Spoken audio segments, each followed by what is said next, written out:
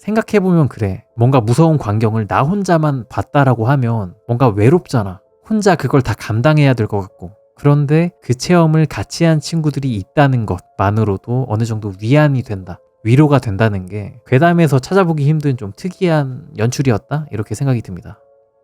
자, 이번 괴담은 옹기장 트라우마 시리즈고요. 뭔가 한국의 우케츠라고 할 만한 그런 분이세요. 괴담이라든가 공포 커뮤니티에 괴담 올리시고 하시는 분인데 이분께 감사히도 허락을 맡아서 글을 읽게 되었습니다. 재밌는 이야기 정말 많으니까 기대 많이 해주시고요. 바로 읽어보도록 하겠습니다. 이번 괴담은 어릴 적 악몽의 원인을 찾았다 라는 이야기입니다. 커뮤니티에 글을 쓴 거죠. 어릴 적 악몽의 원인을 찾았다. 제목 그대로 어릴 적 악몽의 원인을 어젯밤 찾았음. 우리 삼촌은 제법 큰 규모의 DVD방을 운영하셨는데 사업의 쇠퇴로 장사를 그만두셨고 그 덕분에 집에 미처 정리하지 못한 여러 가지 비디오 테이프들이 있었음. 어릴 적을 돌이켜보면 그 테이프들은 나에게 보물창고였고 혼자 있을 때 한 편씩 보는 게 삶의 낙이었음. 드래곤볼, 드래곤 퀘스트, 그랑조 등등 지금 생각해도 좋았던 추억임. 그러다가 어떤 비디오 테이프를 보게 되었는데 그 뒤로 꽤 오랜 기간 악몽에 시달렸음. 영상의 대략적 내용은 이러했음. 1. 방송 녹화본으로 추정. 패널들이 있고 어떠한 화면 속 영상을 보며 분석하는 내용. 2. 패널들이 보던 영상은 현실 세계가 아님. 부자연스럽고 괴상하고 음침한 요즘 용어로는 아날로그 호러, 리미널 스페이스 같은 느낌의 공간. 3. 조용한 분위기 속 카메라가 굉장히 불편한 시선으로 움직임. 카메라의 움직임을 따라 어떤 공간으로 들어감. 4. 공간의 끝, 새빨갛게 피가 묻은 여자의 시체와 마주하며 패널들이 놀라 리액션을 함. 당연히 악몽의 원인은 4번으로 새빨간 옷을 입은 여자는 내가 가진 공포심의 근원과 같았음. 세월이 지나 당시의 비디오 테이프들은 전부 유실되었고 이후 컴퓨터에 빠져 관심을 잃음. 아무튼 뒤늦게 악몽의 원인이 궁금해진 나는 해당 영상을 찾아보기 위해 노력했음.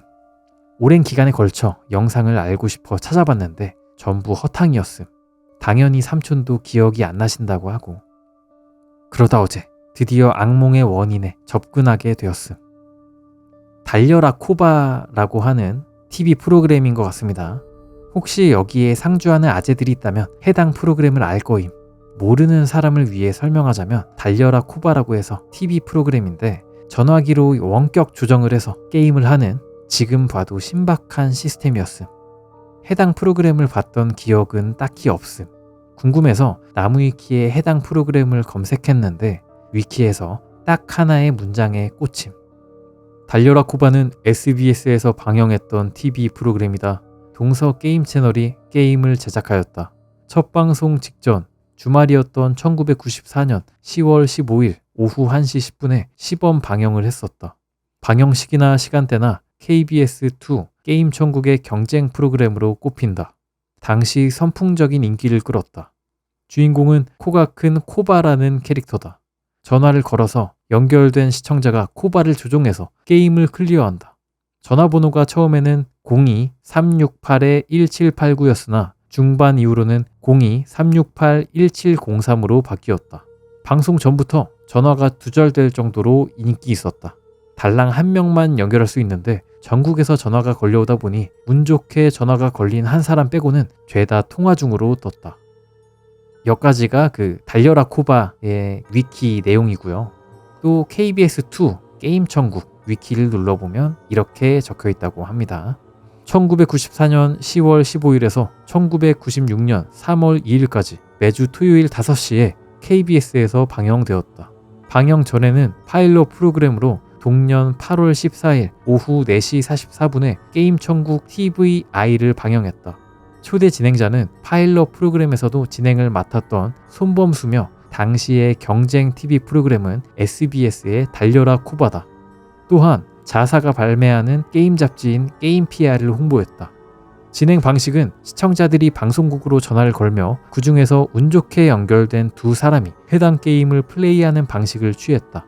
세균전 같은 게임은 2인 대전이 가능했고 협력 플레이의 경우에는 점수를 더 많이 딴 사람이 승리, 80486 컴퓨터 등의 경품도 있었다. 초기에는 외주 제작사의 제작을 위탁한 단순한 오리지널 미니게임으로 구성되었다. 그리고 그런 미니게임 중에서는 자체적으로 디자인한 것으로 여겨지는 캐릭터들이 등장하는 게임도 있었다. 중반기부터는 실제로 상용으로 발매됐던 국산 PC 게임들로 바뀌었다. 후반부에는 연예인들이 출연해 밀실에서 증거품들을 탐색하며 추리를 한다든지 라면을 끓이는 등 가상현실 시뮬레이션을 플레이했다. 다만 이전 게임 포맷보다는 인기가 별로였다. 연예인 출연, 밀실, 증거품 탐색, 추리, 가상현실 시뮬레이션. 단어들 하나하나에 심장이 쿵쾅쿵쾅 뛰는 느낌이었음. 바로 관련 영상들을 찾아봤고 굉장히 유사한 영상들을 유튜브에서 찾을 수 있었음. 여기 실제로 아까 위에서 설명드렸던 게임 천국이라든가 이런 프로그램 영상이 있습니다. 살짝 볼게요. 간단하게. 와, 뭐요? 전투기 조종사급인데? 진짜 미래적인 방송이다. 그죠? 미친 것 같아. 멀미가 안 나나? 이런 프로그램이 옛날에 있었대요. 오호. 그러니까 게임 화면이 있고 이 사람들이 이러니까 여기로 가야 될 것 같아요. 이렇게 딱 맞춰서 플레이어가 움직이는 좀 그런 형식이네요. 어떻게 이런 프로그램이 있었지 옛날에? 위에 요즘 공포게임 감성의 그런 게임 그래픽인데? 아무튼 이런 프로그램이 있었다. 너무도 아쉬운 점은 아무리 찾아봐도 영상이 몇 개밖에 올라오지 않았다는 점. 내 악몽의 원인과 관련된 영상을 확실하게 발견하지 못했다는 점임. 그래도 나는 해당 프로그램이 악몽의 원인이라고 거의 확신함. 기법, 장소, 영상 등등이 내가 기억하는 느낌과 너무도 비슷하거든. 머리가 반응한달까? 원인이 된 프로그램을 찾았다는 것만 해도 지금으로서는 너무 만족스러워. 반가운 마음에 여기에 몇 자 주절주절 적어봤어. 그리고 여기 이 게시글에 댓글이 달립니다. 이런 프로그램이 있었다니 신기하네. 달려라 코바 유명했지. 크크크. 어릴 때 보면서 게임 개 못하는 애만 했던 방송이었는데 나중엔 저런 것도 했었구나. 덜덜. 저거 뒤에 그 밀실 추리 같은 거 하나는 기억나는데 너무 트릭이 조잡한 거라 아직도 기억나네. 뻐꾸기 시계 앞에 뭘 더 가지고 시계 열리면 그게 떨어져서 아래에 도자기였나 항아리 깨지는 거였는데 크크크. 요즘보다 나 태어나기 전 TV 내용이 다양했네. 신기하다. 게임 진짜 못한다고 생각했는데 이제 생각해보니 그때 시절 전화기로 게임하는 거였으니 반응 속도 느려서 못했던 것 같음. 저거 PC통신에서 미리 사람 뽑아서 한 조작이라는 말이 있음. 영상 소재 관리 센터에서 일하는데 관심 있으면 개인톡 줘. 뭔가 이분이랑 연락을 해가지고 사건을 해결할 것 같은 그런 느낌? 궁금증을 해결할 것 같은 그런 느낌? 이제 첫 번째 게시물이 끝났고 두 번째 게시물이 올라옵니다. 영상 드디어 확인했음. KBS2 게임 천국 관련해서 글 썼던 사람임. 감사하게도 영상 소재 관리 센터에서 일하는 분하고 연락이 닿아서 어제 만나 뵙고 옴. 이 글을 빌려 다시 한번 감사합니다. 그 마지막 댓글 쓰신 분이랑 연락이 닿았나 보네요. 그분 사생활이 있으시니 다른 설명은 하지 않겠음. 이번에 새롭게 알게 된 점이 있다면 대한민국에 생각보다 로스트 미디어에 관심이 있는 사람들이 많고 나처럼 찾아오는 사람들이 꽤 있다는 거임. 나 옆에 있는 사람도 이전에 공중파 방송에서 봤다던데 어느 여자가 서커스를 하다가 실수로 삐에로가 던진 칼에 맞아 죽는 장면이 안 잊혀져서 찾아왔다더라. 암튼 그 사람 먼저 일 끝내고 나도 게임 천국 관련 영상들을 확인할 수 있었음. 결론만 말하자면 게임 천국이 아니었나봐. 관련 영상들 전부 살펴봤는데도 칼 맞아서 죽는 여자 같은 건 없었음. 빨간 옷을 입은 여자, 그 영상에 빨간 옷 입은 여성이 나오긴 하나 진짜 잠깐 스쳐 지나가는 그 영상도 있긴 하던데 아무리 봐도 반응이 없더라. 이게 아니었나 봄. 솔직히 좀 맥 빠지던 차에 영상 센터분이 이렇게 말해 주시더라. 그 시기에 영상을 본 건 맞을 수 있는데 아마 다른 무언가랑 합쳐졌을 가능성이 높겠죠. 나중에 정황을 따져보면 기억이 합쳐진 경우가 꽤 있더라라고. 돌아가는 길에 계속 그 말이 생각나서 미치겠더라. 혹시 영상이 아니라 다른 무언가가 있었던 건 아닐까? 밤늦은 시간인데도 잠이 안 와서 삼촌한테 전화해서 물어봤음. 혹시 그 시기에 무슨 일 있었냐고. 삼촌은 당황하더니 다시 나한테 물어보더라. 진짜 기억 안 나냐고. 생각해보니 얼마 지나지 않아 그 시기에 이사를 했었음. 그 바람에 테이프들도 거의 버렸고 부모님이 컴퓨터도 사주고 게임기도 사주면서 나한테 엄청 잘해줬었음.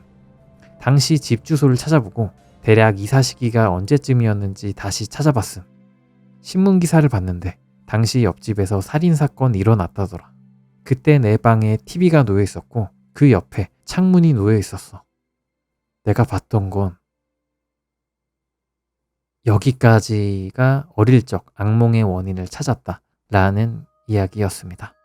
그니까 결론이 뭐냐, 내가 봤던 그 칼 맞는 여자는 TV에서 나온 장면이 아니었고 TV 옆에 창문에서 실제로 벌어졌던 그 살인사건을 내가 목격한 거였다 라는 거죠. 재밌죠. 예. 반전. 이분 옹 기장님이 반전을 엄청 잘 쓰시는 것 같아. 이런 느낌이 상당히 우케츠 느낌. 상당히 좋습니다. 상당히 너무 좋고, 제가 이 글로 처음 그 옹 기장님의 글을 처음으로 봤던 건데 이 글 보고 바로 팬이 됐습니다. 여기까지가 어릴 적 악몽의 원인을 찾았다 라는 이야기였습니다. 재밌었습니다. 혹시 재밌게 보고 계시다면 와 왜 이렇게 재밌음 이런 거 채팅 한 번씩 쳐주시면 여력 되시는 분들 한 번씩 쳐주시면 감사하겠습니다. 자, 그러면 다음 이야기도 읽어볼게요. 이번 이야기는 방금 읽었던 어릴 적 악몽의 원인을 찾았다 그 이야기에서 이어지는 이야기입니다. 재밌겠죠? 바로 읽어볼게요. 이번 이야기는 혹시 칼 맞아 죽는 서커스 영상 찾을 수 있을까? 라는 이야기입니다. 옹 기장님이 또 글을 씁니다. 혹시 칼 맞아 죽는 서커스 영상 찾을 수 있을까? 위에 창작물 썼던 사람인데 사실 이 글이 반쯤은 내 경험담이란 말이지. 그러니까 이 어릴 적 악몽의 원인을 찾았다 이 글 쓴 분인데 반은 창작이고 반은 경험담이다 이런 얘기를 하는 거예요. 위에 창작물 썼던 사람인데 사실 이 글이 반쯤은 내 경험담이란 말이지.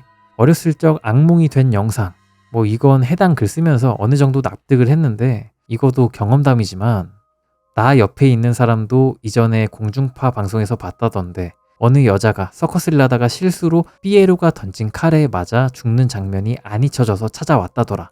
이 부분, 사실 이 부분도 기억 속 깊은 곳에 있는 무언가에 대해 서술한 부분이었고 상상인지 아닌지 잘 모르겠음에도 그냥 충동적으로 적었단 말이지. 글 쓰고 궁금해서 관련 내용을 찾아봤는데 특별히 나오는 건 없더라고. 그러다가 내 글이 좀 히트를 치게 되면서 다음 카페에 여성시대에도 퍼가지게 되었는데 뒤늦게 퍼갔다는 사실을 알게 된 나는 반응이 궁금해서 댓글을 확인했지. 그러다가 한 댓글을 받고 충격을 받았어. 저거 서커스 나도 본 것 같은데. 나도 엄청 뒤졌었는데. 여자가 그 룰렛 같은 거에 묶여서 돌아가는데 칼 잘못 던져서 죽던 거. 아, 이거 진짜구나. 나하고 같은 걸 본 사람이 있고 이 사람도 이걸 찾아봤구나. 이쯤 되니 진심으로 궁금해져서 여기다가 물어봐. 혹시 칼 맞아 죽는 서커스 영상 찾을 수 있을까? 이런 게시물이 올라온 거고 댓글이 달립니다. 이토준지 만화에서 저런 내용 봤는데. 답변 정말 고마워. 근데 확실히 움직이는 영상이었음. 구품 지마관 본 거 아님? 아니면 서커스 오브 호러스 이 영상 같기도 하고. 정보 정말 고마움. 보고 와야겠네. 이렇게 게시글이 또 끝나고 또 게시글이 하나 올라옵니다. 칼 맞아 죽는 서커스 영상 후일담. 우선 이전 글에 댓글 달아주신 분들께는 진심으로 감사를 표해 덕분에 처음으로 내 기억 속 무언가를 찾을 수도 있겠다는 기쁨이 올라왔지. 바로 추천받은 영상들을 찾아봤어. 첫 번째로 추천받은 구품 지마관. 주성치 영화죠. 맨날 주성치 영화 나오시는 분이잖아, 오른쪽에. 주성치고. 아쉽지만 이 영화는 몇 장면 보자마자 아니라는 걸 바로 알겠더라. 기억 속에 있는 영화는 이렇게 코믹한 느낌이 아니었거든. 좀 더 어두우면서 심각한 분위기로 연출되어 있었고 무엇보다 동양인이 아니었던 느낌이야. 다음으로 추천받은 것이 서커스 오브 호러스라는 작품인데 기억 속 구성과 너무도 비슷해서 영상을 보다가 정말 놀랐어. 서커스장, 룰렛에 묶여있는 여자, 돌아가는 룰렛 위에서 칼을 맞아 죽는 장면까지. 그런데 제일 걸렸던 부분은 이 영화가 1960년에 나온 작품이라는 거야. 이렇게 오래된 작품을 봤었다고? 솔직히 고개가 갸우뚱거려졌지. 기억 속 무언가와 정말 비슷하긴 한데 이건 아닌 것 같다는 느낌이 계속해서 들었어. 그냥 심증일 뿐인데도 말이야. 다시 한번 추천해줘서 정말 감사해. 하지만 솔직한 심정으로는 내 기억 속 무언가를 아는 사람은 아무도 없는 거다. 나는 영원히 이걸 찾지 못할 것이라는 생각이 강해져서 좀 서글펐어. 그래서 여기서 포기했느냐? 이상하게도 그러고 싶진 않더라고. 좀만 더 해보면 뭔가 있지 않을까? 추천 작품들을 보고 나니 뭔가 요령을 알 것 같은 거야. 나이프 스로워 무비. 내가 이전에 해당 작품을 검색했을 때는 무작정 서커스 영화, 슬픈 서커스, 살인 서커스 이런 식으로만 키워드를 찾았거든. 그것보다는 칼을 던지는 행위, 나이프 스로어와 같은 키워드로 검색을 해보기로 정했어. 국내가 아닌 해외 쪽으로 말이야. 혹시 모르는 거잖아? 검색 결과와 비슷한 영화 10개가 이렇게 또 추려졌네요. 신기하게 바로 관련 작품들이 추천으로 나오더라고. 저기 적혀있는 10가지의 칼 던지는 영화들. 어제 새벽까지 해서 전부 다 봤어. 찾는다고 유료 결제도 하고 정말 온갖 수를 다 썼던 것 같아. 그래서 기억 속 그 장면을 찾았냐고? 아니, 못 찾았어. 기억 속 영상을 찾겠다고 더 트라우마를 만드는 느낌이었어. 머리가 뒤죽박죽이라 오히려 아무 생각이 안 들더라고. 온갖 영화를 다 본다고 피로하기도 했고 그냥 컴퓨터 끄고 바로 잠들었지. 제법 잔인한 영화들을 보고 나서 그런가 심한 악몽을 꿨어. 눈앞에서 칼이 던져지고 그 칼에 누군가가 찔리는 그런 종류의 영화가 끊임없이 상영되는 악몽 말이야. 그러다가 식은땀을 흘리면서 벌떡 깨어났는데 뭔가가 번뜩하고 스쳐 지나가더라. 정말로. 바로 컴퓨터를 켜서 새롭게 검색을 했지.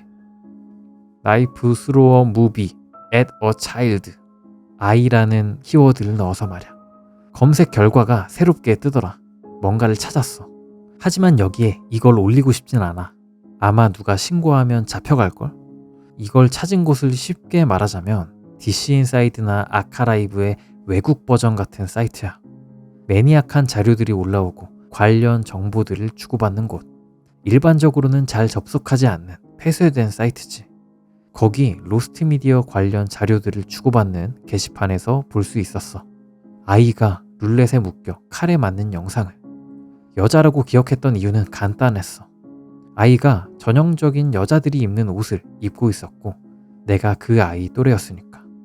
영상 보자마자 알겠더라. 이거구나 하고. 그때부터 손발이 계속해서 떨리기 시작했지. 장면들이 너무 끔찍했으니까. 이거 올린 새끼들, 이게 언제 만들어진 영화인지 누가 만든 작품인지도 자세하게 적어놨더라. 90년대에 만들어진 유럽에서 제작된 무명의 인디 영화였어. 국내에는 들어온 적도 없는 아주 매니악하고 전혀 유명하지 않은 영화. 이상하지 않아? 내가 이걸 어떻게 해서 보게 되었을까? 생각해봐. 난 그때 인터넷을 할 줄 몰랐어. 너무 어렸거든. 내 주변에 이런 걸 보여줄 만한 악취미를 가진 사람들도 없었어. 근데 내가 아까 그 악몽 꿨다고 얘기했었잖아. 계속 칼에 찔리는 영화가 상영되는 꿈. 거기 화면 뒤에 누가 서 있었어. 금발의 파란 눈을 가진 외국인. 눈을 부릅뜨고 나를 쳐다봤어. 꿈이었지만 그게 더 충격이었던 것 같아.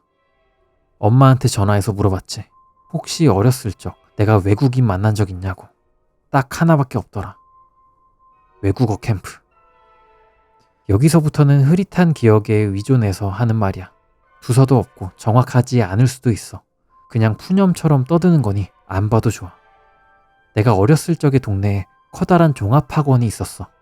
몇 층짜리 빌딩을 통째로 사서 운영하는 커다란 학원이었지. 나를 포함해서 당시 동네 애들은 많이들 거기에 다녔어. 유치원생이든 초등학생이든 상관없이 말이야. 그러다가 여름방학 시즌이 되었고 학원에서 외국어 캠프에 애들을 보냈어. 부모들이 쉽게 허락해주냐고? 그때는 애들 공부시켜주면서 독립심도 키워준다면 거의 오케이였어. 웃기게도 이 캠프는 학원 주체가 아니야. 어떤 단체에서 전국 단위로 모집해서 진행하는 캠프였거든. 애들 실력을 본다고 다짜고짜 시험을 봤어. 나는 예전이나 지금이나 언어 실력이 형편없는 사람이야. 아직도 맞춤법 다 틀려먹어서 고생하는데 어렸을 때는 오죽했을까? 하물며 전혀 관심이 없던 외국어인데 말이야. 아마 제일 수준 낮은 반에 배정되었을 거야. 외국어 선생님이 배정되었어. 공부에는 관심이 없는 수준 낮은 어린 아이들이 앞에 앉아 있었고 여긴 학교도 뭐도 아니었어. 과연 아이들이 수업에 집중했을까? 하물며 한국말을 하나도 못하는 외국인이었다면? 선생은 몇몇 아이들을 불러 좁은 방에 가뒀어. 그리고 영화를 틀어줬지.